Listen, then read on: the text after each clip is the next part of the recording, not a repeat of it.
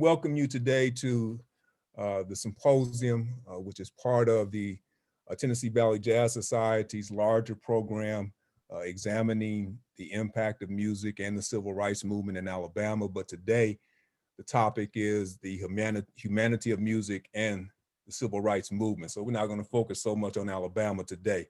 Let me read this before we begin. This project is presented by the Tennessee Valley Jazz Society and is made possible due to a grant from Alabama Humanities Alliance with support from other community partners. And I'd like to welcome our panelists today. In fact, I'd like to have our panelists go ahead and introduce themselves, say a little bit about yourself. So we'll start with Dr. Osterman. Go ahead, you start first. Hello, everyone. Thank you. It's a pleasure to be here with you. I am Eurydice Osterman.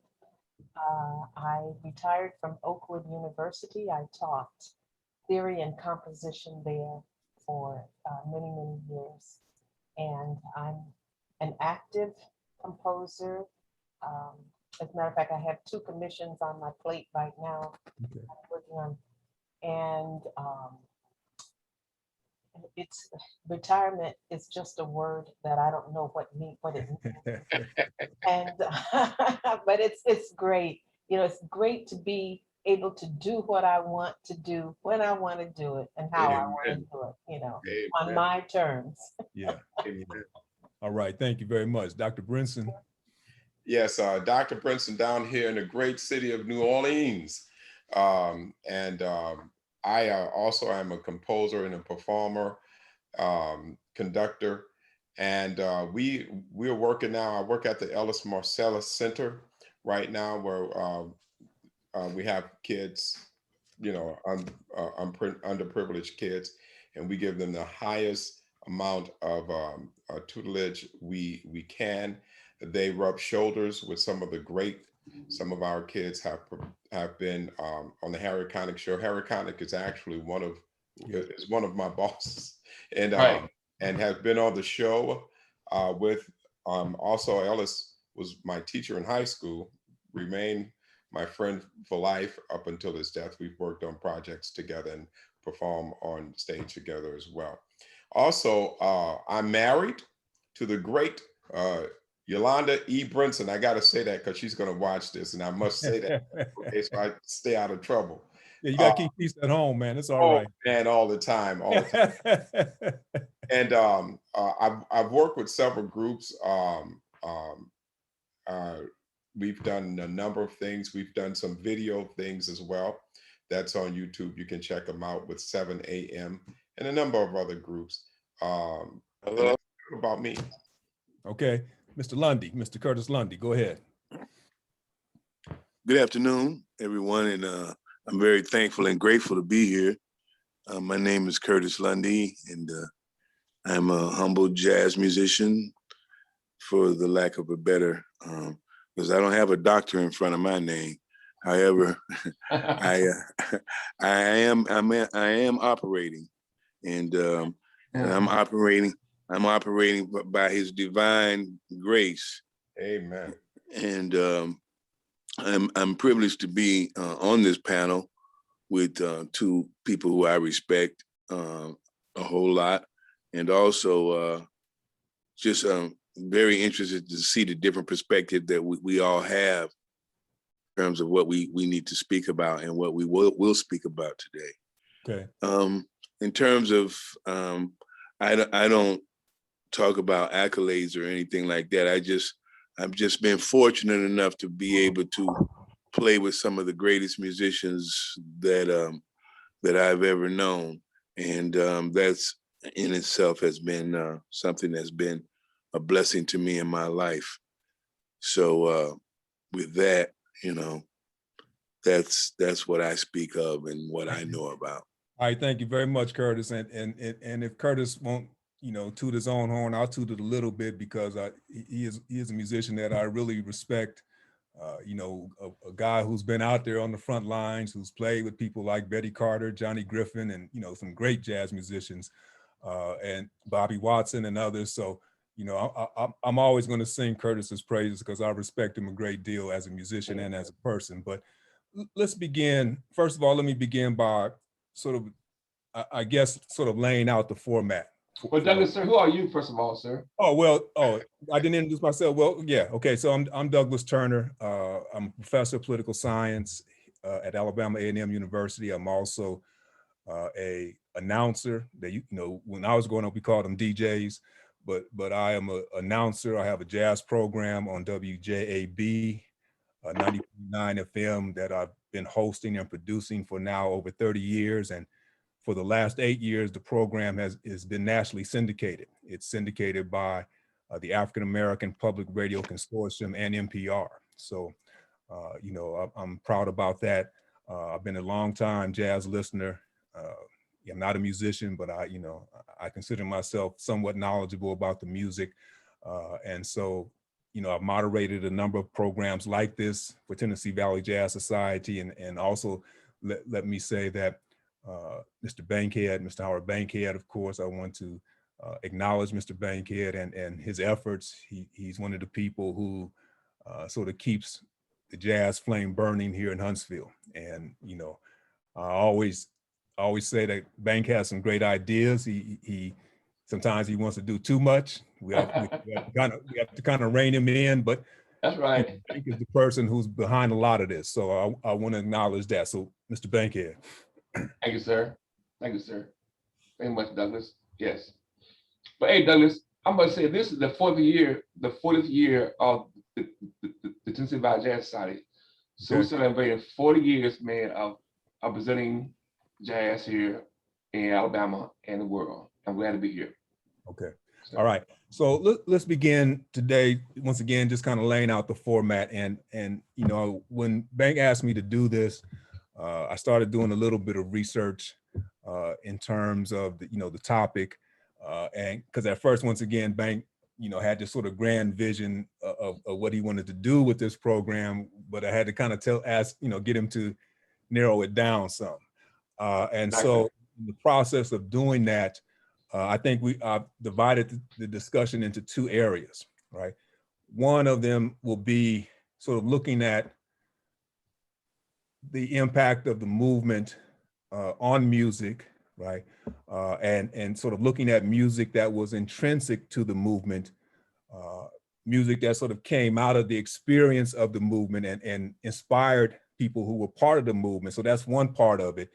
The second part is to look at the impact of the movement on artists, right? So the first part is to look at the impact of the movement on the kind of music that those who were involved in the movement sort of gravitated to. But then also there's this other thing about how the movement then influenced musicians and artists, right? And in particular, jazz musicians, because this the Tennessee Valley Jazz Society is sponsoring this. So we want to make jazz a part of this discussion. So that's the two areas that we're going to focus on. Okay, so let's begin first though, and I asked Dr. Brinson and Dr. Osterman about whether or not they were ethnomusicologists, and as they said in their introduction, they're not. They're performers and composers. But Curtis, I believe you are ethnomusicologists. Am I correct? Yeah, I would take that title. Yes, okay, I would take that title. Right? Yes. So when we talk about ethnomusicology, right, we're talking about the interaction of music, culture, and society, right, and how music sort of manifests certain realities, and how music manifests social change, right? So that's going to be kind of like the umbrella under which we're having this discussion today. But let's begin, and Dr. Osterman, I'm gonna begin with you. Let's begin by just having you make some statements about, what is the importance of music in general in terms of everyday life? What do you see as the functions of music? Well, I have given music a definition. And I say that music is a living organism that creates and influences feelings, ideas, emotions, moods, and behaviors in individuals. And from the individual comes community. And as we look at music, even from antiquity, it has always been an integral part of the human being and the community. And so it is totally important to know and understand how music works within a particular community. And we have all kinds of communities, people groups all over the world. But in specifically talking about the African American experience, we have a rich heritage that goes back to Africa, crosses the waters, and starts a brand new language here in America. And over time, it has morphed into what we see and experience today. Okay. That's Thank my introduction. Dr. Brinson, how would you respond to that question? What is the importance of music in everyday life, and what do you see as the functions of music? It's a language, and music works a lot better than just words. Words are great, but it doesn't have the ethos, the pathos that it has, because just the physics of music, it affects you physically, mentally, spiritually, your whole soul. So it's a communication tool, and it can be used to express things sometime when words can't. When you can't get a word out, you can moan and groan. Sometime when you can't moan and groan, you can just be silent. And in your silence, you're conveying a thought. It's an instrument by which we can communicate the innermost parts of our being. And if society around us affects us, we use and have used and can continue to use that mechanism to express or to communicate with whomever we choose. Okay. Mr. Lundy, how would you respond to that question about the importance of music and the functions of music? For me, is life force. Life force, life energy. Music is life. Music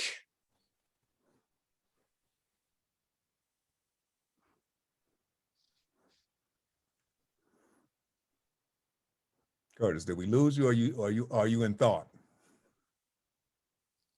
We may have. Okay, we may have lost him for a minute. He might have to come back. Froze, huh? Right, but let's continue on. So, and it's interesting that both of you talk about community, and that how, would be the beginning of music. okay, Yeah. go As ahead. well. There you go. So Curtis, say that music, again, because you fell out there. We didn't hear all of that. So start again, man. I said that music is life force. Yeah.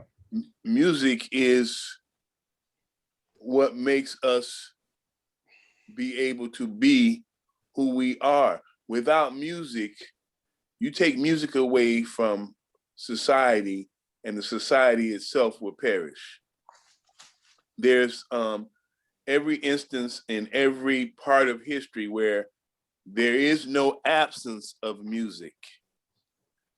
Music, as I said, because civilization began in Africa, that's where music began as well. And the connection with us as a diaspora to music is intertwined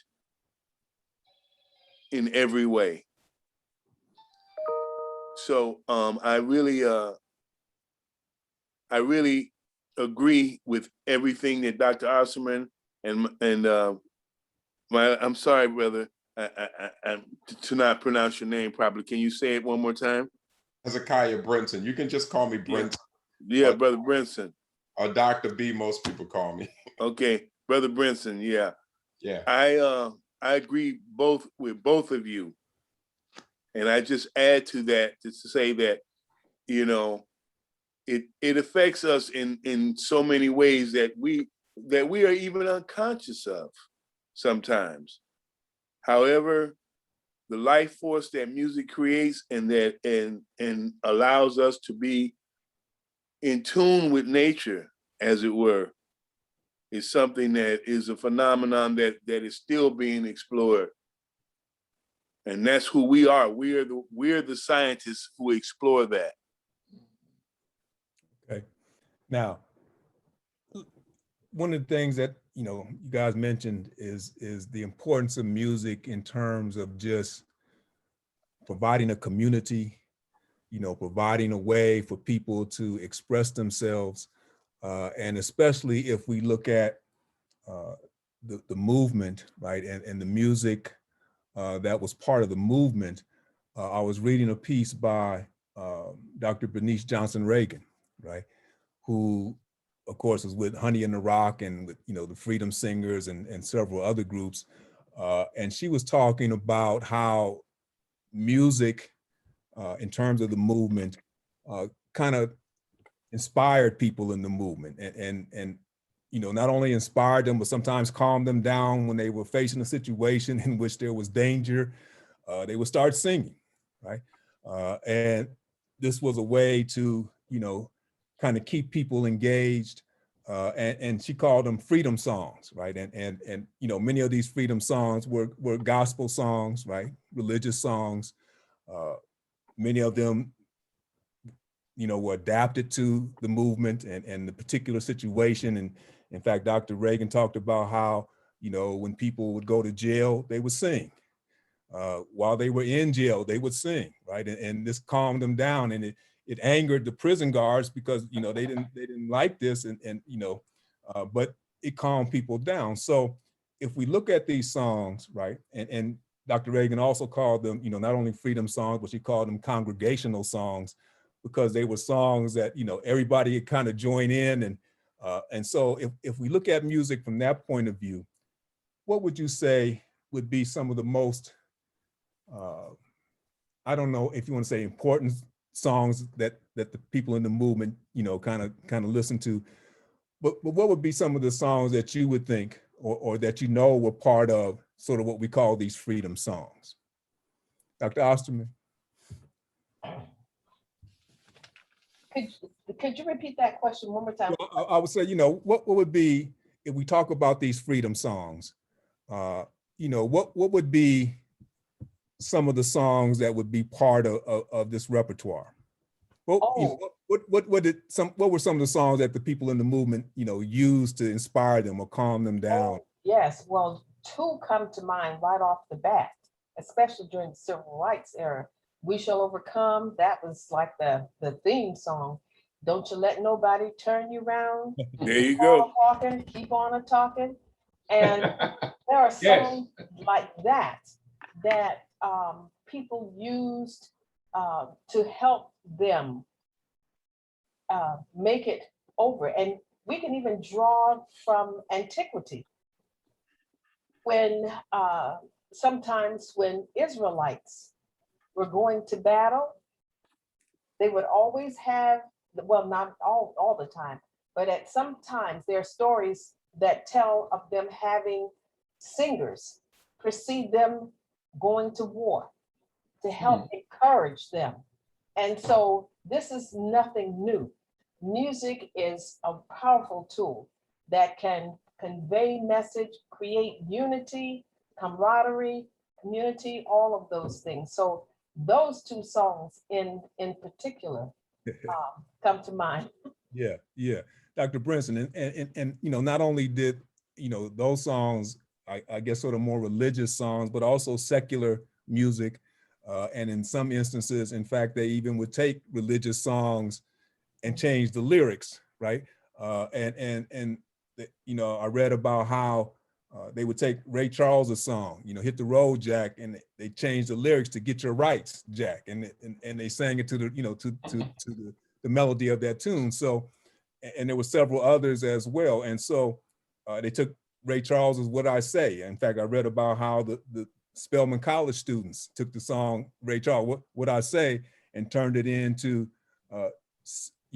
the AM, they called it the A&P song, Sit-In Showdown. So you know, definitely these songs had an impact. So Dr. Brinson, if we look at that, what would you say then, you know, let me see how I can say it. So does music, does it always have to be, I don't know, I guess we call them battle songs, as Dr. Osterman said, you know, they would have these songs when they were going into battle. And some, you know, in the civil rights movement, there were some battle songs, I guess, when they were marching and they know they were going to confront the police and they know they were going to front this danger, they would sing these songs. But there also were songs that were, you know, more celebratory as well. So if we look at the impact of music, then Dr. Brinson, what would you say then is the most important thing in terms of how music brings people together? So I'm going to try to answer all that, but I want to piggyback off what my good friend Dr. Eurydice was saying. Y'all, biblically, the Levitical priesthood was a bunch of musicians. You had horn players, you had singers, hundreds of players. I don't know if you know of the story when David was taking the Ark of Covenant from one place to another. A man, Uzzah, went to touch the ark and he fell dead. And he fell dead, not because he was trapped, but he was out of order because the assignment was given to the Levitical priesthood, who were musicians. Now, if you look in that chapter, I think it's First Corinthians 15, 13 chapter, one of those chapters, don't quote me too much on that. But it says that the musicians were supposed to be placed as singers and the horn players. When they did it right, the next time the ark proceeded and they were dancing and everything. But yes, music can serve as a vaccination. As we're going through this COVID time, we're given a vaccination to fight off a disease.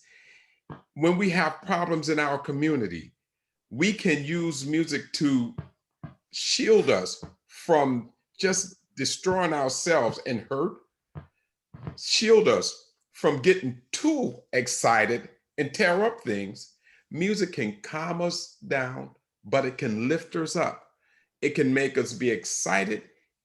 That's why I say music has the properties that just spoken words doesn't have. You were mentioning some individuals who took music, the staple singers.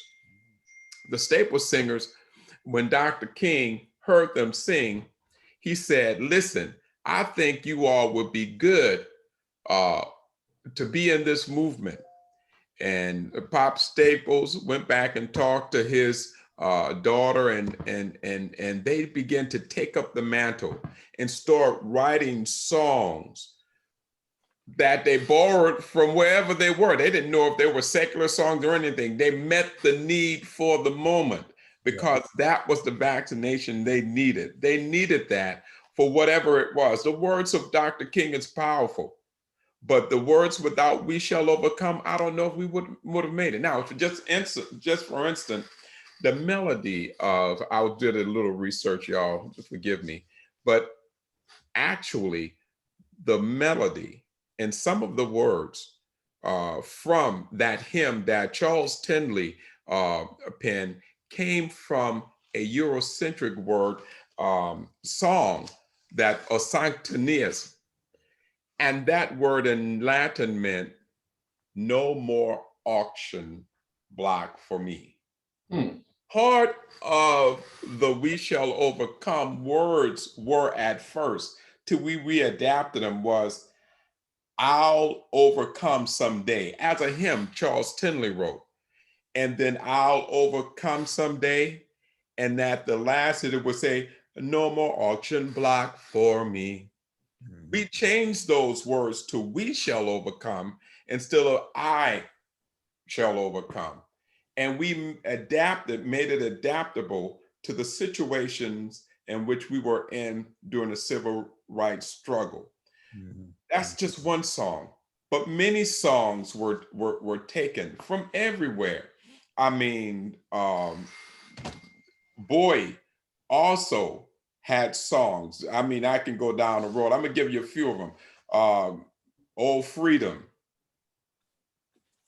Shirley Verrett, She went to my church, sang that song and made it very possible because she was in that struggle too.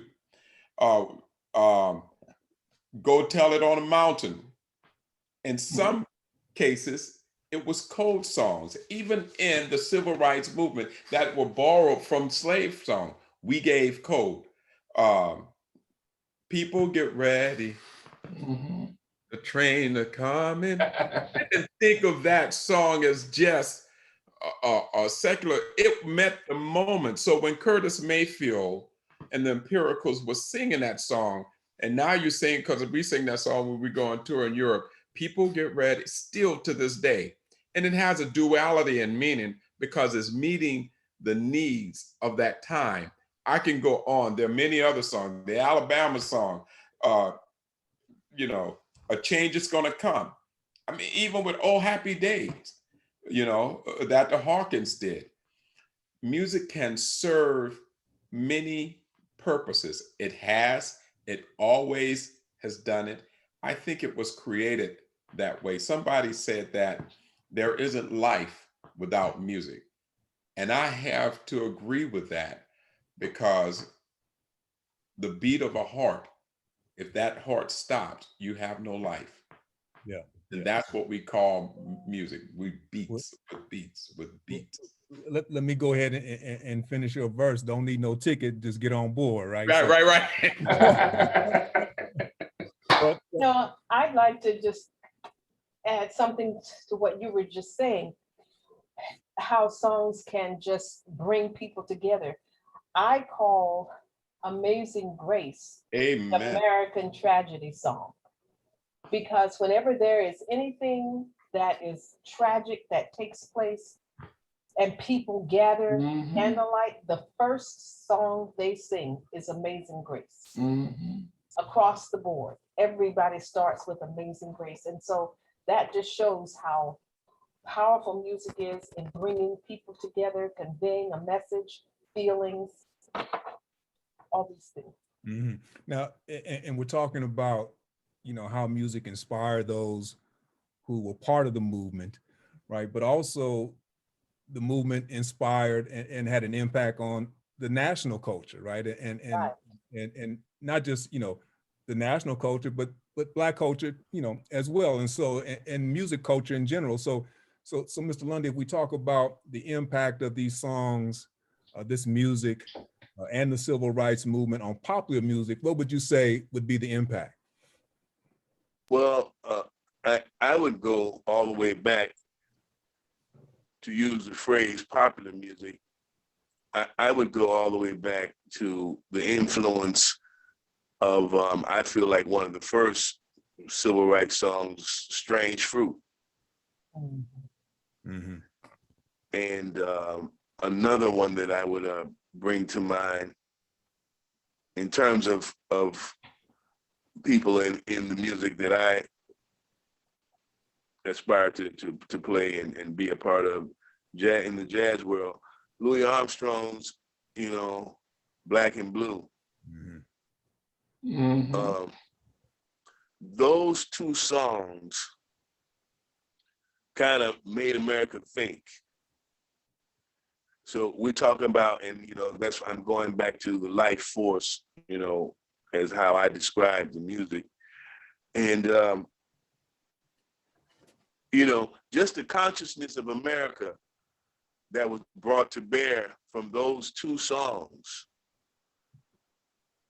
really started a whole different way of really acknowledging, you know, what we were going through as a people emotionally. And I talk about something sometimes among my peers and among even family members that I don't think that we have ever and still are not addressing. And I simply call it post-traumatic slavery disorder.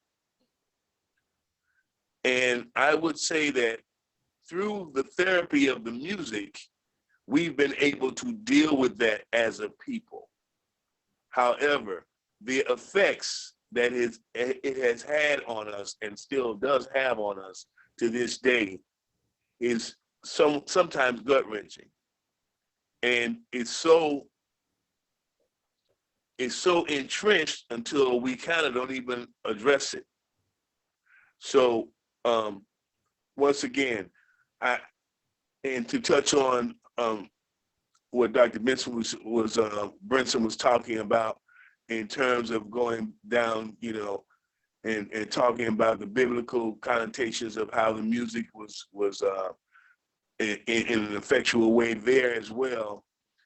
One of the songs that people don't talk about that much with the movement is "Go Down Moses," and because it talks about being free, and that's the part of the civil rights movement that I think people really sometimes kind of like look past too.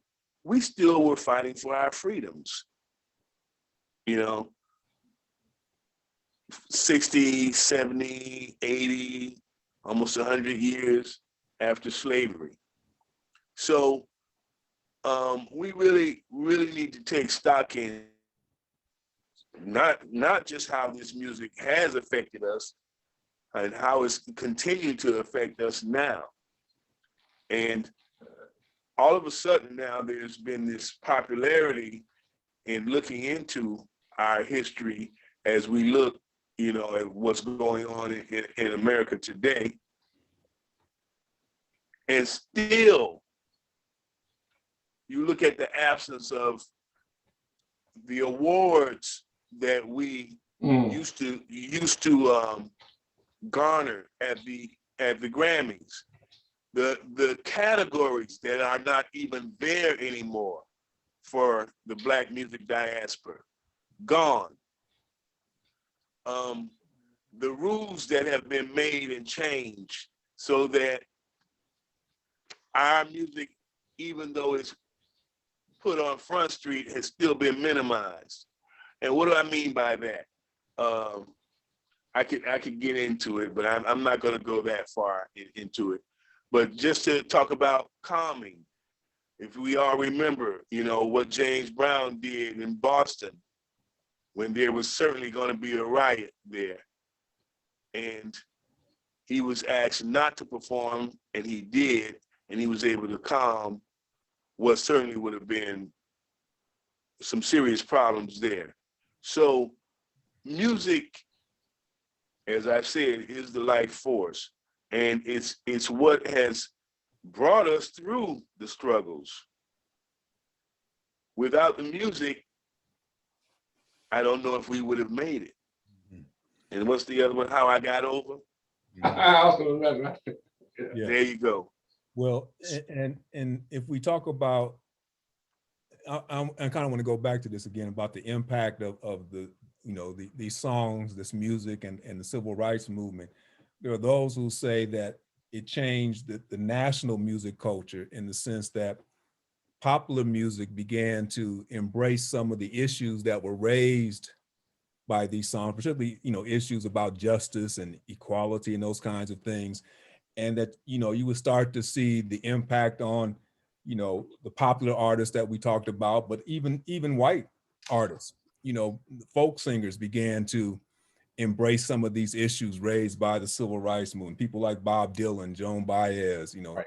Pete Yeah. Seeger, people like Yeah, that. the answer, my friend, is blowing in the wind. Yeah. So it did impact the larger culture, right, and music culture, and it did lead to, and I can remember, in the 60s, 67, 68, how the groups like the Temptations started singing socially conscious songs. You were still dancing to them, right? But they started being socially conscious, and they started raising certain kinds of issues, about things that we as a people were facing. So, I think it did change, sort of the national music culture. It did lead to people, artists beginning to incorporate some of these ideas. But I would like to know how, when the movement moved out of the South, initially the movement was about the South, right?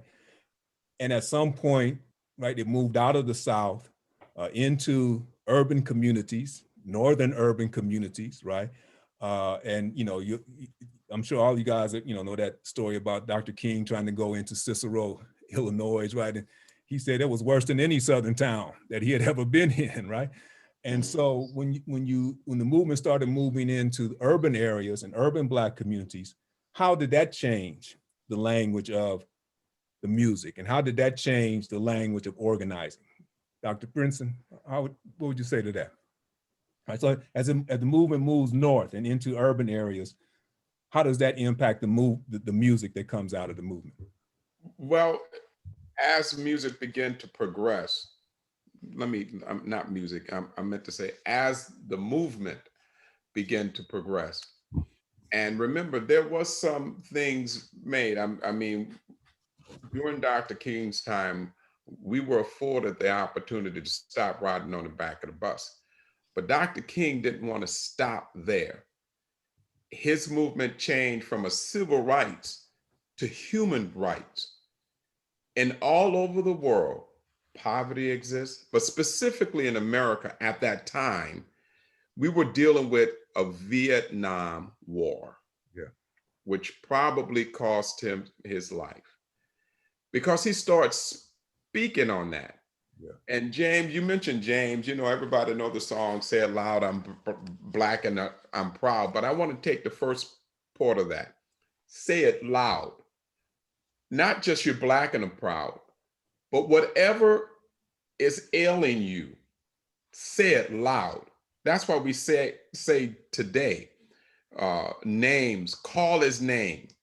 So things were happening in the North as well as in the South. Dr. King said, when he went to the North, there was a different type of racism, not overt, not that you could see so many times, but it was embedded in systemic racism practices and laws and housing and food and equalities and what you make.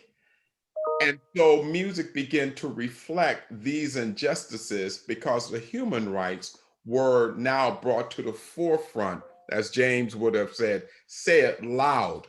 And Dr. King helped bring those things. Remember, civil rights were the Southern problem mostly, but when he began to become more national, it became human rights. Dr. King was effective, very effective. Andrew Young, Dr. King. As a matter of fact, I knew Andrew Young's mother. We call her Daisy Young. And I could tell you some stories about that, but that's another time for another place. I might be telling my age. I'm still young. But moving towards the North, pop songs began to take it real. And I believe that this was where some of our rap started coming from. I think the movement continued throughout that because they began to say it loud, some of the injustices that have been done. And I agree with my brother who pointed out Strange Fruit, because when Billie Holiday was singing about strange trees bear strange fruit, blood on the leaves and blood on the roots, Black bodies swinging from southern breeze and strange fruit hanging from popular tree. Yes. That struck a nerve. And sometimes we need to use what's at our hands. Even when we don't have a drum to play on, you create one with a garbage can. Dr. King taught us how to pull up our boots, even though we don't have boots to pull up from. Even though it's cruel, we have to say it loud. So during the northern part, the same issues pervaded the whole country, not just civil rights, but human rights, of poverty, of mistreatment, of equal equity. We have to say it loud. And I think we still have to do that today. Well, Dr. Osterman, I wanted to add, did you want to respond to that question? Well, I was going to add a little bit to the tail end of that and say how not only did it start to bleed, the secular and the church music started reflecting the same ideas in the music. And there seemed to be a blending, no matter where you were. If you were in the church, you were going to hear it. And it's interesting that the sound of the music now began to sound the same inside of the church as well as outside of the church. So it was easy to hear all the time. And we had at our disposal the airwaves. So you were getting it over the airwaves through radio, CDs, et cetera, and the blending now, the same message inside of the church as well as outside of the church. So when we talk about these songs as songs that, sort of capture the culture, right? Yes. And I think it's important that we kind of go back in terms of the music and the movement, is that these songs, especially the songs that were part of the movement. Now, we kind of gotten off a little bit talking about how that impacted others, but just in terms of within the movement, those songs, it's important to understand that those songs were songs that were already new, right? I mean, that was part of their culture, part of their community. It wasn't like people just went out and wrote these songs for the movement. These were songs that they had been using, right, throughout history and throughout their culture. And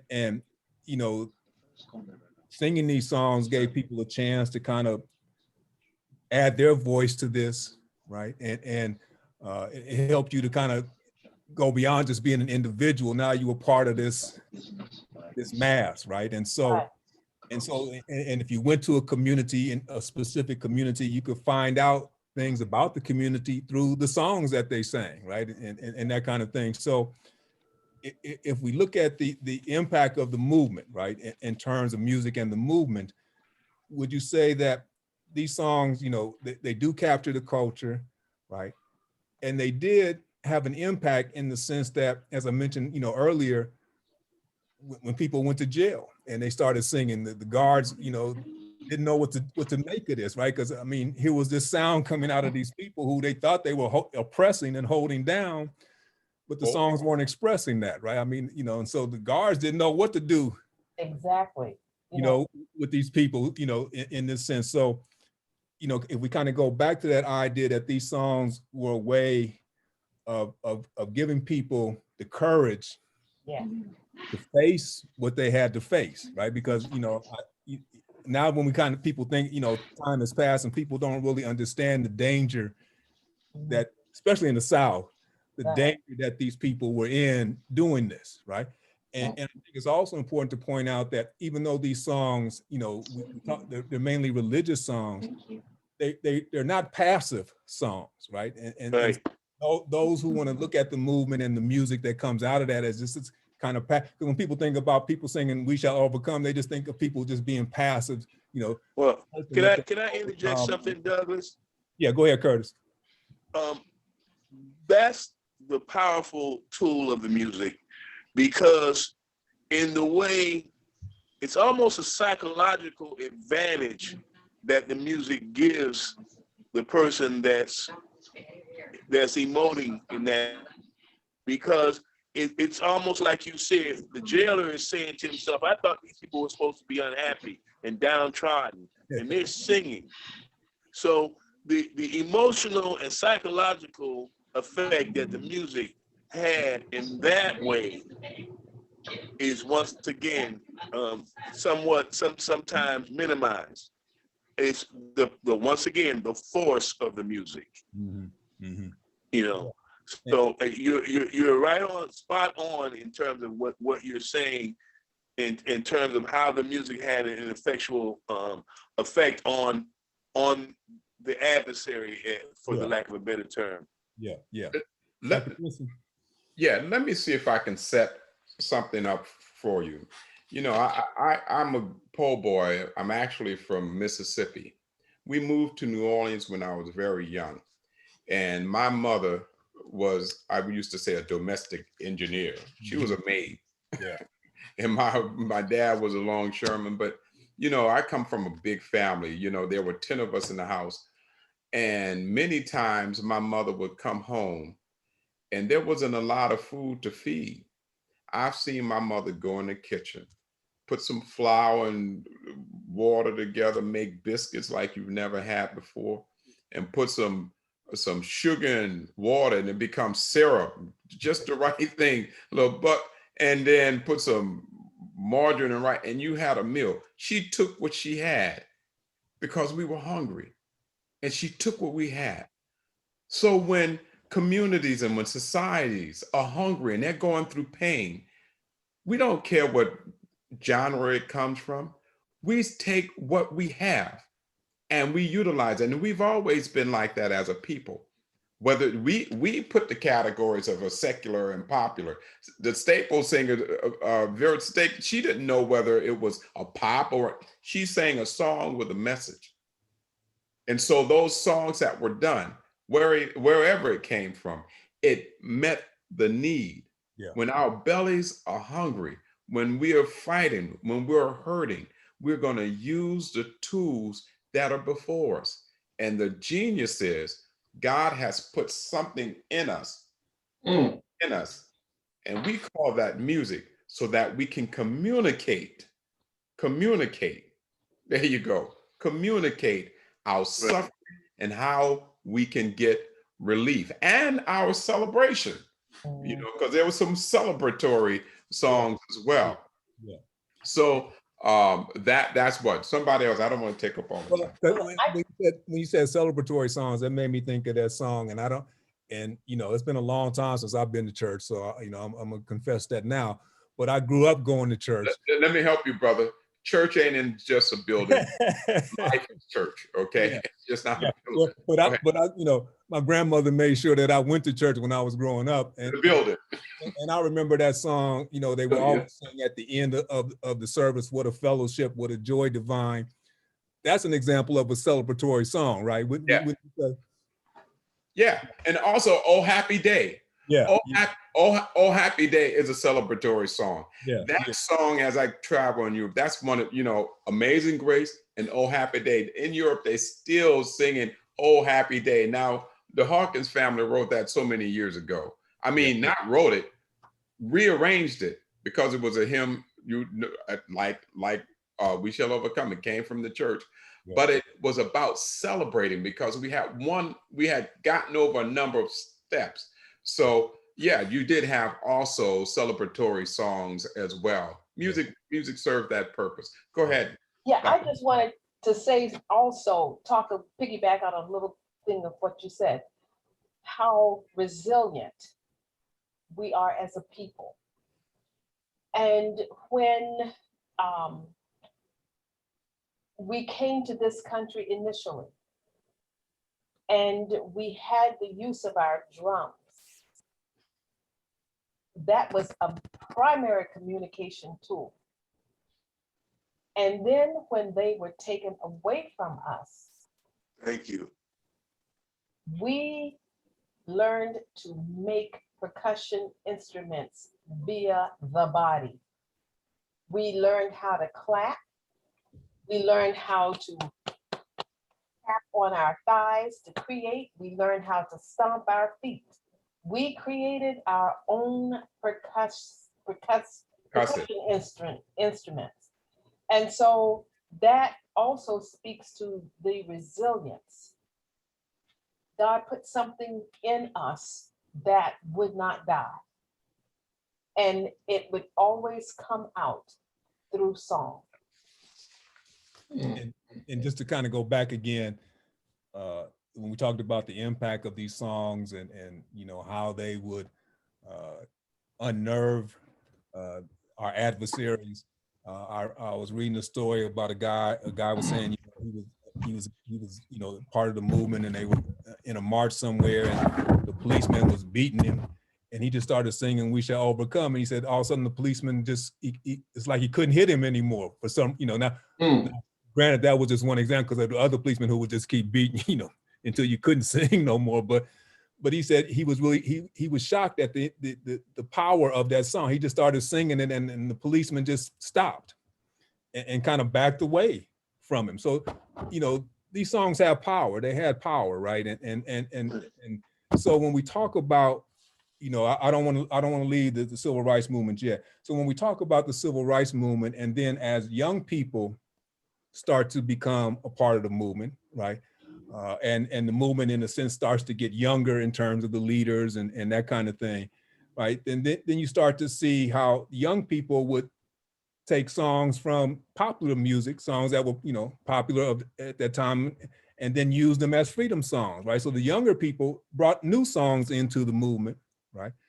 Songs that also began to be used as freedom songs. And as we mentioned, Ray Charles, you know, many of his songs were used by these younger people, and you know, I guess to put their own stamp on the movement. And so, and many would say that this is kind of what led to what we call soul music, you know, what we call soul music, blending the secular and the sacred, right? And making, I mean, Ray Charles was at the forefront of that, right? And people, church people are still mad at Ray Charles for that, right? And when you think about it, you know, I'm sure most of you saw the, you know, the Aretha series, and how she kind of had to battle with the church people over this secular and sacred thing, right? And you know, she chose to go, you know, with the secular, although she always had that sacred thing in her voice because that's who she was. But you know, the younger people would bring new songs into the movement, right? And then we talked about national performers who would also have an impact. Dr. Brinson, you mentioned the staple singers, but you can talk about Harry Belafonte, you know, was one of those who was very, Mahalia Jackson, and the freedom singers, Dr. Bernice Johnson Reagan. She was part of the group called the Freedom Singers, right? In the city. Mahalia, I was waiting. I didn't want to do it all at once. No, yeah, we're gonna talk about, we got to talk about Mahalia, right? Well, I want to interject once again. Go ahead, Carter. You know, the whole notion about separating us musically, that's, first of all, I take issue with that, because it's all our music. Yeah. So, you know, we don't need to separate it among ourselves and divide and conquer among ourselves. All of the music is ours. It's all from us. So, you know, for us to be fighting among each other that you shouldn't sing this or you shouldn't sing that, it's all inspired by the Creator. That's really the bottom line, you know? Yeah. We're all, as musicians and instruments of the science of music and moving molecules and doing all the things that music does, we're all inspired by the Creator. Yeah, yeah. And because of that, you know, the music that emanates from us as artists, because see, there's two levels of musicians. There's musicians and then there's artists. Okay? And if you look at what's going on in today's society, the people that have taken up the mantle that we as musicians used to take up in terms of being socially conscious and making the world aware, athletes have picked up that mantle now. And they've been given, as it were, the microphone to speak on these things. But once again, we as musicians need to take our place and need to be responsible, you know, in every genre of this music. Because like I said, once again, I try not to separate our music. You know, it's all Black music, you know, and we don't need to have somebody else. You know, we've lost a lot of our culture behind letting people separate us and and trying to separate ourselves sometimes. So, you know, I agree with everything that comes across the airwaves musically?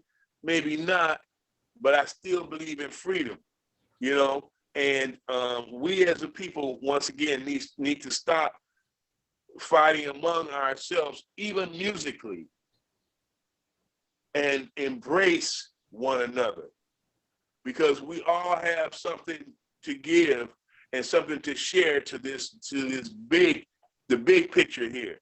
Yeah. You know, and you know, we are the, you know, as Little Richard used to say, you know, an Oakwood alumni, I might add. You know, he was the architect, you know, of what they call rock and roll. And when, you know, when everybody wants to do the research, they say, well, yeah, you know, I guess he's right. You know, but guess what? You know, in that same way, this music that is so powerful that we are a part of is the civil rights movement. It is the movement. You know, we talked about some of the other different, you know, contributions that other musicians have made, and you know, the Temptations and people like that, and Sweet Honey and the Rock and the Freedom Singers. But let's talk about, you know, Fables and Faubles. Yeah, we're gonna get to that. I'm not gonna neglect that. We're gonna get there, Curtis. Okay. Oh, I wanted to first say hello, everybody. Hello. Oh, And I wanted to say a couple things before I forget. When I came in, you mentioned about the power of the music. And one thing I was looking at, this whole, historically, you talk about, there's this conversation with Malcolm X and MLK, like Malcolm is more militant, but if you look at the word militant, the definition, and then you look what King did, what's more militant is than to stand your ground with a man with a gun versus go get a gun and try to defend yourself. It's much more militant to sit there and say, I'm not gonna let you change me no matter what. You can get a gun or whatever else. And that's kind of the spirit of it. And then in terms of just the, in my perspective, civil rights, when I first hear about civil rights, I was born in '68. I get a negative feeling about civil rights. Being from Alabama, I had this negative feeling about King even, because it was so much talked about King as this mythical figure. And growing up, I'm like, he was the only one.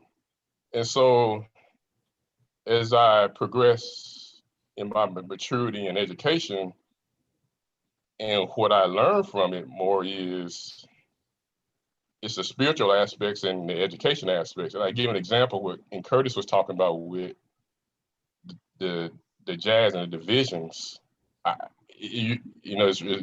Curtis right, it doesn't matter, but I was reading where Cornell University has the largest archives of hip hop music. Rutgers University has the largest archives of jazz music. There you go. Indiana University arguably has one of the largest archives of Black music. So either way, and then the ad and talk to a lot of the older musicians, that they never use the word jazz to describe their music. They just say Black music. And especially the Southern musicians, the way that they came up, in particular older ones, they just played. If it was jazz over here for this group, they played it. If it was for a wedding, they played that. Yeah. And I think our young people, I'll zoom in right now, okay? I think our young people are missing out, because if you say jazz, they thinking whatever they thinking, but it's not hip hop. And then people who like gospel, they say, okay, that's not our music. But I think we have to really do our history and own our music, because we've given the world trillions of dollars of economic infrastructure based on what these Black people did back in the South. Yeah, yeah. And we run away from it. Like, okay, that's, we need to do some important stuff. And then dealing with the HBCUs and talking to a lot of the HBCU musicians, that they didn't start jazz programs with all the Alabama State Collegians, Tennessee State Collegians, Wilberforce, Right. all these great musicians and these Black bands. They didn't have no jazz programs. But hold on, Douglas. Cydale, y'all partner. We talking about something else now. You talking about the music business. No, but I'm just saying how it connects to the fact we don't own our history. Yeah. And you saying Yeah. And Go I think ahead. Go ahead. that's Let- that's let kind of me- what Curtis was saying in terms of, not trying to cause divisions, right? In terms of Mhm. Black music and what's Black music and what's not, and what's hip and what's not hip, right? And although Curtis, I would say that I'm sure you're not averse to being described as a jazz musician, right? As someone who plays jazz, but you wouldn't necessarily make the argument that that's the only kind of music that people should hear, right? Right. Well, I mean, we don't have to go that far to look into where I'm at with that, with Jesus Walk, So, music is, as you said, is necessary for where you are, the environment that you're in, and what you need it to be for that moment. Yeah. And that's why I said we are, as Reggie Workman put it. I think he says music scientists, or we're scientists, sound scientists. So Yeah. we create sound that affects people, and that's a very, first of all, that can, if you really take, it's really a responsibility, and so the people who do take it seriously, like, and it affects how and why they compose, like Dr. Osterman, and really realize that the effect that they can have on someone by putting notes together in a certain way that make sound in a way that it's never been made before. Because see, that's the beauty of music, it's fresh and new every time. Yeah. And that's kind of like what we want out of life. We want life to live and be vibrant and to be new and fresh every day. Yeah. And as a people, still feeling like we're, as I said, dealing with post-traumatic slavery disorder, once again, as the brother adequately put it, and we still don't own our own. So, that's a whole nother discussion about how the movement came out of segregation, which in some ways, see, I grew up in segregation, and I saw how much it kept us unified in some ways. So that was a struggle for me to say, well, okay, and to witness, being the first time that I went to school with white people, and to witness, how in some ways it wasn't as good, I'm jealous, actually. Yeah, I wish I experienced that. Yeah, well, I was able to experience that, and it affected me musically as well. So there are so many different aspects of what we're talking about in this dialogue that because initially I asked Howard, okay, we're supposed to be doing this for an hour, and of course he charlatan me and said, oh yeah, it's going to be an hour, which I knew it wasn't. So I said, there's no way in the world you can get Dr. Osterman, myself, and anybody from New Orleans, and they only going to talk about an hour when it comes to music. So, but that being said, yeah, the freedom riders, yeah, that's the whole thing right there, the music. Yeah. The music. I wanted to jump in too, but I think Eurydice wanted to jump in first. Go ahead. Oh, I just wanted to piggyback on something that Cydale Smith said. And it speaks to, he spoke about the different collections at the various schools. And I find that as a people group, we are tremendous inventors, but we don't develop. And when we come up with something, then after a while we let it go and we're on to something else. And we're not necessarily reaching back to show the present generation what went on in the previous generations. We don't roll over our information.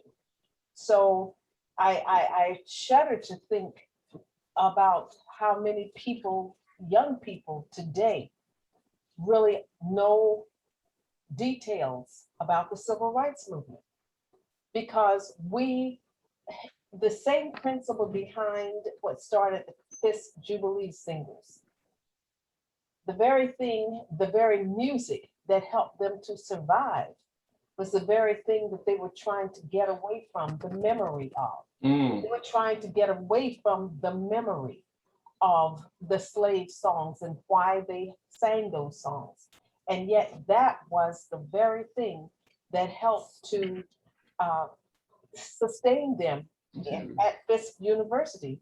And so I think along the way, when we were making progress during the civil rights movement, once a lot of those goals had been achieved, and the ensuing generations came forth, we forgot the struggle. We forgot various aspects of what it took to get where we are today.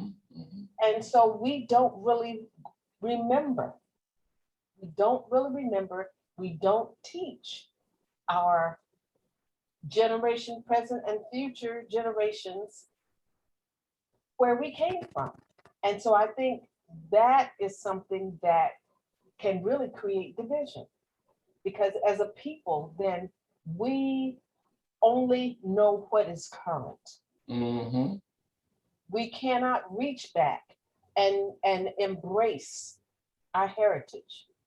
Just like as I said, the Fisk singles, they didn't want to reach back, but that's the very thing that has kept hope alive today. Dr. Brinson, you wanted to make a comment? Yeah, I'm going to piggyback off that and try to address a little of what Cy said in a few minutes. I agree with you. However, I have seen a ray of hope. Mine eyes have seen the glory of the coming of our young people. And some of our young people are educating themselves about our history. I believe what happened after George Floyd's gruesome murder, and Black people, white people, all people marching together, reached back and start looking at some of those elements that caused change and start to re-educate themselves. Well, we may have fallen short. They're educating themselves. And I've had the opportunity to talk to a number of young people, and I am encouraged. Remember, Dr. King wasn't really old. And all those civil rights, they were younger people, young adults, younger people. And remember, those dogs were, and those hose pipe were sick. They sucked those dogs on young people, young teenage people. That was young people in that struggle. There are young people in the struggles today. So I'm not discouraged. I'm encouraged. And every time I get a chance to work with some young people, I tell them, this generation, I was first concerned because I didn't see the growth. But now I'm encouraged with YouTube, with different, and they're being creative in their own ways. Some things are way out there, but they're embracing the struggle, and they're utilizing the things that are at their hands. Like we were utilizing the things that were at our hands. I heard someone said it was Black or white. Man, we weren't thinking about that. We were hurting. And one of the reasons why some white people, not all, wasn't invested as much because it didn't affect them the same way it affected us. So when we went to our church, we used what we had. Those are the songs we had. We didn't, the white folk didn't do those songs because they didn't have the same struggle. You know, I lived a little bit too, and I remember looking in books, and when we got books, you see certain names, 1, 2, 3, 4, 5 names from other people, from other schools. These were the books that they were giving us after 3 and 4 years in white schools. We were getting them in black schools. Yeah. I'm beginning to tell my age again. But certain struggles they just didn't have, so they couldn't identify, but they did appreciate. And those who are marching shoulder by shoulders in Black Lives Matter movements today, they don't understand truly what we go through, but they have an appreciation, they have an apathy. And when we begin to pull the elements that can tell the cries through music, it doesn't matter which side. I heard my brother Cy said is more militant to be said. I agree with that. It took both. It took both. History is history. We can't change history. We can't change. It took both. And both of them are equally as important in my sight. I'm not going to diminish Malcolm X and raise King, and I'm not going to diminish Dr. King and raise Malcolm X when they both were effective during the times in which they lived. But one of the unifying factors is that we did have an outlet to calm and to excite, and we go back to music and its genres. They didn't have names in. And last thing, and I'm gonna stop. You mentioned jazz, and I'm from New Orleans here, and no offense, I know St. Louis and upstate's trying to take it away, but those ships came to the mouth of the Mississippi. They came from Ireland, they came from Africa, they came from different places, and they met right down there. We call the French Quarters today. And musicians used to get together at what most people know as Bourbon Street. There were other streets too, and got together in places like Vul Corral and eat at those places and shared the instruments they had. They shared literally instrument, they shared the knowledge about instrument, they shared the music, and they amalgamated into something we call jazz now. Actually, the civil rights movement is kind of a jazz. We utilize different things to express how we feel. That's how the blues were made. An amalgamation of cultures. And that's enough. That's enough. I will. And I want to acknowledge a couple of individuals who have joined us, Mr. Cydale Smith and Mr. Tyrone Burton. I'd like to welcome you guys to the discussion. But now I want to kind of move into the second part. And the second part of the discussion has to do with the impact of the movement on the artists, right? We kind of talked about how music within the movement was used by people in the movement, right, to express how they felt, to deal with certain situations. But now I kind of want to look at the impact of the movement on artists, particularly jazz musicians. We talked a little bit about this already, but I really want to get into how it impacted jazz musicians. And when we talk about music, and I think Dr. Osterman mentioned this at the very beginning, you know, music has always sort of been part of our culture, you know, from slave time, emancipation, right? The civil rights movement, the Black Power movement, there was always music. And so, you know, there's a connection between music and politics, and music has been a way for artists, and particularly African-American artists, right, to express feelings of struggle, right? I mean, you know, artists are being impacted by this too. And so when we talk about particularly jazz musicians, and you know, as I mentioned to you, Mr. Lundy, we were going to come to this, you know, we can kind of look at how, you know, the movement impacted jazz musicians who then use their talents to show, you know, and to compose songs that show how the environment was affecting them, right? So you get things like Mingus's, you know, Fables of Faubus, you know, you get Art Blakey's, you know, The Freedom Rider, or The Core, right? Or you get Max Roach's Freedom Now Suite, you get Sonny Rollins' tune, Freedom, right? You get John Coltrane's Alabama, in Africa. So Curtis, tell me a little bit about, as a jazz musician, how do you use music to express what you're feeling? Well, it's a prayer. Every time I play, it's in a way I'm playing and I'm praying. I'm praying for the strength to continue to say what I can't say all the time verbally. And what that is to never forget. You know, it's funny. We're always the ones who are told, that was then, and this and all these other reasons to forget about our history and their history, because that word is just what it is, his story. So I'm telling my story every time I play. I want to talk about our story, and I don't want to forget, and I don't want to be forgotten. And so in that way, that's the way that I approach what I try to do musically and what I try to say musically. And in the same way, I have gotten that from the people who came before me that expressed this in the music, like Coach, like Sonny Rollins, like Art Blakey. In spite of everything that was going on, to keep them down and to subjugate them, if you will, you know, we were used as ambassadors anytime in any type of conflicts and world conflict. Jazz was sent as world statesmen. Dizzy Gillespie even recorded a record called World Statesman, where they were touring the Middle East, all of the ports that now are under siege, you know, Iran, Iraq. Art Blakey used to, you know, talk about being in those places, and you know, A Night in Tunisia was written on a garbage can top in Tunisia.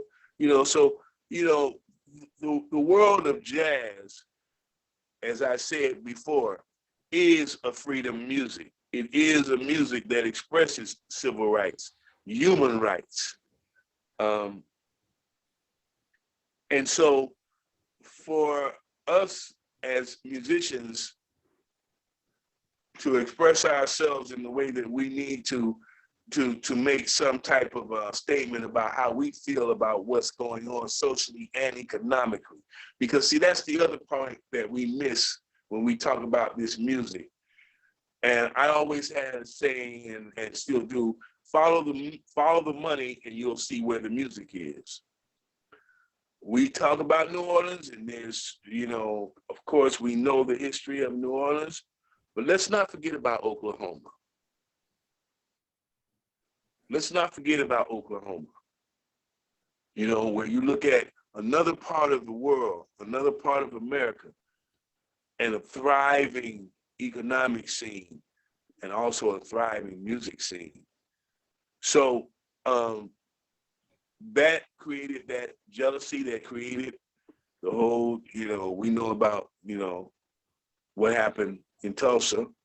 So once again, here we are taught to, just once again, turn the other cheek, be, you know, not passive, but just be the forgiving ones. Yeah. And I'm just, I'm tired of that. You know, I'm tired of having that position, even musically. Yeah. You know, it's time for us to take back what belongs to us. Yeah. And you know, Chris, I think even with the awards, excuse me? I'm sorry, man, go ahead, I'm sorry. And even with the award shows, the awards, we need to give ourselves awards. Right. We don't need to wait for people to give us our awards, you know? So I'm. Okay, it seemed like we lost him there for a minute.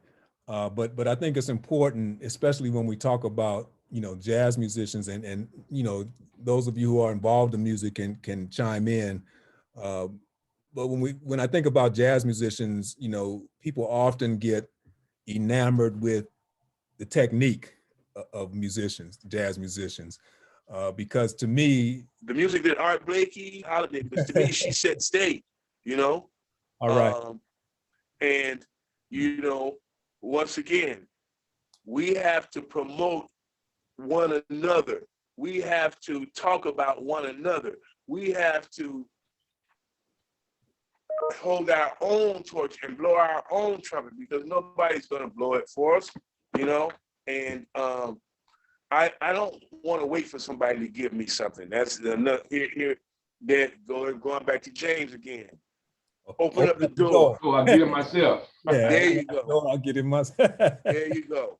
Yeah, Okay. but Curtis, and I was saying, Curtis, you know, especially when we talk about the impact that the movement would have on jazz musicians, because once again, this is being sponsored by the Tennessee Valley Jazz Society, so you know that's one of our concerns. But when we talk about jazz musicians, I was saying people kind of get enamored with the technique that jazz musicians exhibit, right? To me, it's amazing, and that's one of the reasons why I love jazz. It's amazing to me, and that's why I respect the musicians so much, that you can just, you know, improvisation to me is just amazing, right? The whole Right. idea of improvisation is amazing. And so a lot of times people sort of get hung up with that more so than what the musician is trying to say with his music, right? So, and so I think it's important to point out that jazz musicians are not just displaying technique, but they're also playing and they're writing music that reflects the political and social struggles that's happening around them, right? Jackie McLean said musicians play because of the world around them and what goes on, right? Okay, And so, Douglas, yes. I have to say this, you know, and I really never even really thought about it in this way, but I want to say this, that if I really am honest with myself, I believe that the whole advent of avant-garde and free jazz is a result of the movement. Yeah, yeah. Okay? Yeah. And people have never really made that connection. But if you really think about it, yeah, as the music morphed and as the movement morphed and as the whole idea of freedom, yeah, we created and we morphed a whole different generation of musicians and music that just spoke to that purely. yeah, yeah. They Now, called it, they tried to name it different things, free jazz, avant-garde, all of these different things. But you know, that's once again showed you the expression, yeah, as Dr. Osterman pointed out too, how we express ourselves by what we feel and what's going on within our communities at the time. yeah, So once again, piggybacking on what you had talked about before, about how when the music came north and some of the shackles that, if as it were, that were shaken as the music came north, and the more freedom that was allowed to happen in the expression. yeah. So and the people who embraced that, if you will, you know, because it was radical. And that's something that we have a problem sometime in knowing how to harness as a society. When Yeah. something is different and totally strange, you know, as it were, you know, it becomes a vagary. Yeah, yeah. And I'm glad you mentioned that, Curtis, because in fact, you know, there are many who connect the I guess sort of the advent of what you said called avant-garde jazz, or you know, the new thing, they called it the new thing, or however they refer to it, right? That it came out of this Black nationalism that many of these musicians were feeling, people like Archie Shepp and others who were angry, right? I mean, you know, Yeah. people who expected change as a result of the civil rights movement, and that change didn't happen. People were angry, right? And so there were you know, a group of musicians who expressed that anger through trying to revolutionize music, right? And at the same time, I guess, revolutionize society. So, you know, I mentioned Archie Shepp, and there's several others as well, right? Mhm. So there is that connection between, right, this sort of rising Black nationalism and the impact it would have on musicians, and movements like the AACM, right? Right. They didn't want to be told how to play and what Right. to play. And the Black Arts see? movement and several of those There you go. movements, right? This was a revolutionary kind of movement here, where people were trying to take the music, beyond what it had been, but at the same time express what they were feeling about society. Exactly. Yeah, because when you hear Archie Shepp, you can't help but hear a brother who's angry. Yeah, but you also hear the roots of church music. Oh yeah, and all of that. Yeah. So what it is an expression of the soul, and that's I think once again what the freedom songs all over the board express is that you may be able to lock me up, you may be able to put chains on me, but you can't take my soul. Mm-hmm. And and we mentioned hip hop. I think a lot of the hip hop artists are expressing that. I mean, so this struggle continues, and the way that it impacts musicians continues, and the response that musicians have to these things continues. So if you think of somebody like Kendrick Lamar, right, who now is kind of seen like as one of the voices of hip hop, and who's expressing this anger, who there's a whole group of younger people, African Americans, who are saying things haven't gotten any better, right? And we're still getting, killed in the streets. We're still getting, jailed disproportionately. We're still being treated unequally. And so you have a whole new generation of musicians, right? And some jazz musicians are part of that, but you have a whole new generation of musicians who are expressing that through their music.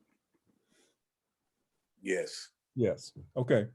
Now, is there anything, and we've almost used up our 2 hours. I couldn't believe that we would go 2 hours. Curtis didn't think we could do it in an hour. I didn't think we could go 2 hours, but we're kind of at the point where we need to sort of start wrapping some things up. So I'm going to ask each of you, right, if you have something that you kind of want to make, so in terms of a concluding statement about the relationship between music, the civil rights movement, and the impact that it would have on musicians. Now is your chance to do that. So I'm going to start with you, Dr. Osterman. Is there anything you would like to leave us with? One thing when we were talking about, I'm sorry, my dog. One thing I was considering, can you go to somebody else and let me get him out? I'm sorry, I need to let him out. I'll come back. Okay, go ahead. Yeah, I need to let him out. Go ahead, Dr. Brinson, go ahead. Any closing statements you'd like to make? I'm glad to see my good friend and Dr. Tyrone Burton, and who's a tremendous person who has wrote 2 books. He's in education, but he knows a lot about this as well. If he wants to say anything, I'll yield to him a few minutes. Dr. Burton, you want to say anything? He has 2 wonderful. He doesn't seem like Dr. Burton, would you like to add something to our discussion before we leave? You must be on mute. You're on mute. We can't hear you. I got you. Thank you, Dr. Brinson, for inviting me. I just saw it, and glad to be among such an august group of fabulous musicians. I'm most humbled to be here, but there would be no struggle, or the story will not be told correctly of our struggle without music. It's woven into the fabric of our being as a people. Even when you go back to, our roots in Africa, music is just part of what we do. And I think jazz is one of those different colors that shades how we've gone through the struggle, and tells a different genre of the struggle that we've gone through. Each genre has its own flavor, but jazz is unique in that, as you mentioned earlier, the improvisation piece, it allows the individual to tell a story within a story, and that's often very important. And it's important that we continue to tell this truth, because this indeed is still speaking truth to power. You know, sometimes when words can't speak, a song will go a long way and will stay in the mind much longer than a word will. So it's important that we keep speaking this truth musically to power as long as we can, and that we pay it forward to those who come behind us, lest this genre die, because we are almost the last vestige of what great music, really great music, is and could be. So Okay. that's my parting word. Dr. Brinson, you want to add And something? just to continue on, segue into that, remembering the past but paying it forward. I've had the opportunity of going to school at NOCA, that's New Orleans Center for Creative Arts, where Mr. Marcellus taught, and Wynton Marcellus attended, and Branford Marcellus attended, and Harry Connick, I can go on. Yeah. But this is what happened when we were there, when it was first open. We were all students, but we had a chance. You know, people like Dizzy Gillespie, we knew, we not Louis Armstrong from a book, but from actual seeing and touching. I think what revitalized, I don't know if you knew this or not, but Wynton Marcellus was a tremendous classical trumpetist. And his dad did not force him to become a jazz musician. But I think when he saw different people, when Oscar Peterson would come to New Orleans, there at UNO, where NOCA actually started, and we had a chance to see firsthand these musicians and understand what these things were. Though we were young, we understood. And went and took it and revitalized, not him solely, but revitalized that jazz genre in many areas where it had died. If we can continue to teach our children, not just what they've been through, what our forefathers been through, what Dr. King been through, but what we go through, how we relate to that. My good friend Eurydice is writing right now. Pay it forward. Share that with us, younger people, and younger than that. And if we continue to do that, the story won't be lost. The struggle won't be lost. We are having cries right now. There's blood in the streets of so many Black men by police officers. We have to do something. No, we can't shoot them out. That's not the way. In Dr. King's, we'll never win. But there are tools at our disposal. Our voices can be heard, Right. Mm-hmm. and there can be change. There must be change if we're going to continue to grow and exist, because we'll all die as fools, also in the words of Dr. King, if we don't come together. Mm-hmm. Osterman. Yeah, I'm back. I'm sorry. One thing I wanted to say, and that is, as the living organism continues to pass through the annals of time, one of the things that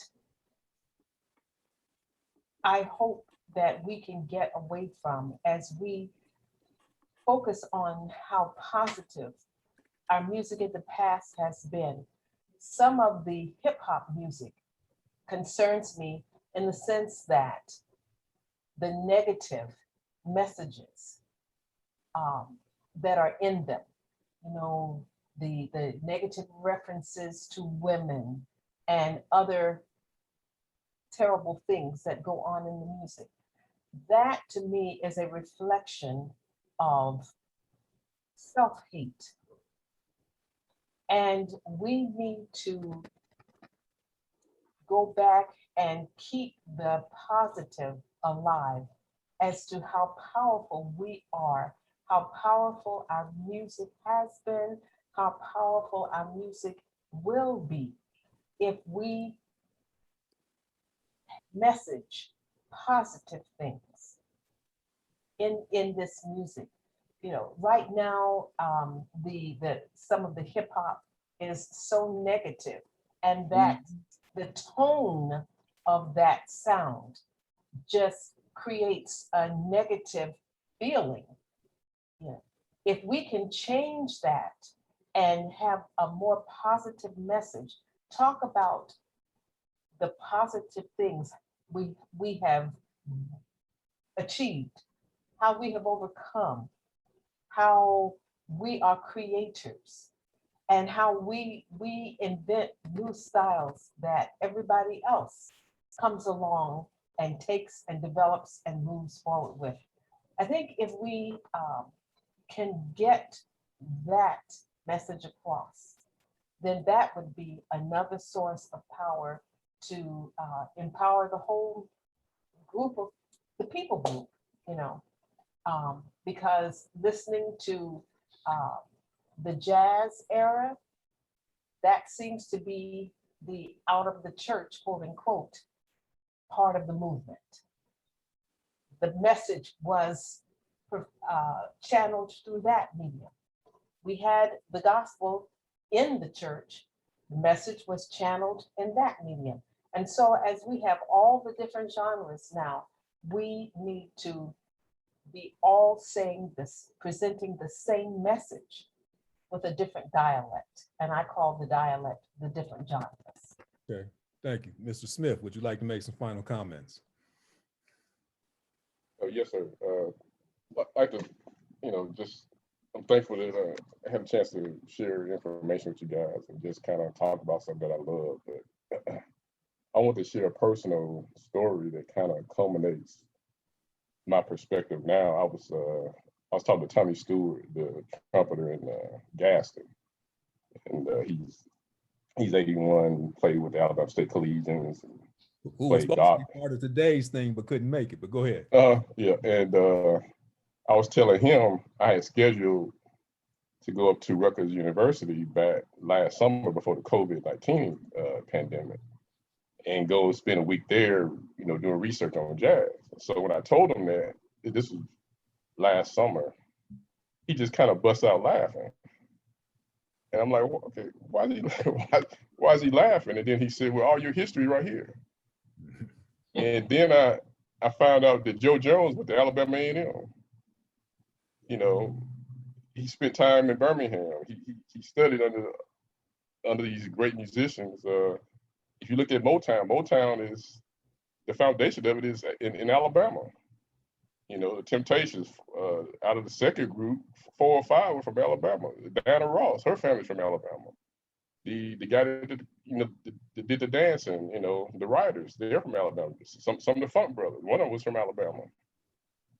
I'm saying that to say the economic, the educational, the research is in our backyard, but we've been brainwashed to think, no disrespect to New York and other places, and New Orleans, which has great respect, but it's such a rich, fertile music and art.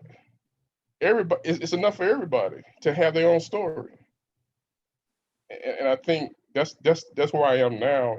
And even with Alabama, I used to hate Alabama. I'm talking about like last year. I can't say it in the same way because there's certain parts of it I like. I love the people that have come from here. I love the history here. But it's still parts of Alabama I hate. And I think that there's so much talent that we can still develop industries here. And I was reading the other day, like the University of Virginia, they offer a major in hip hop, a major. And so like the white people are telling us, we robbing everything y'all do, and y'all haven't still caught on that y'all got all the riches. Mm-hmm. And we're so, we don't look at what the white man really tells us. And I think we need to listen to him and start looking at why is he studying us? Why is he taking the things that we do, what we call second nature, and they turn into a whole industry overnight. And then they put the name on it. They put the hip hop name on it. They put the jazz label on it. It's not us. We don't do that. They come up with the styles. You know, when Disney and stuff, I mean, Disney Child Park, they didn't call it what they did bebop. They just say, "Oh, this is our music." And so at some point, we got to be cavalier enough and stubborn enough to say, "The hell with all of it. Let's have our own stuff." Because I think otherwise we're gonna be lost in, you know, and we're not gonna get it back. I think at some point, Sure. because at some point, Child Park gonna be white. You know. All right, thank you. Curtis Lundy, I'm gonna give you the final word, man. Well, I like to refer everybody back to Dr. King's speech at the Berlin Jazz Festival about jazz.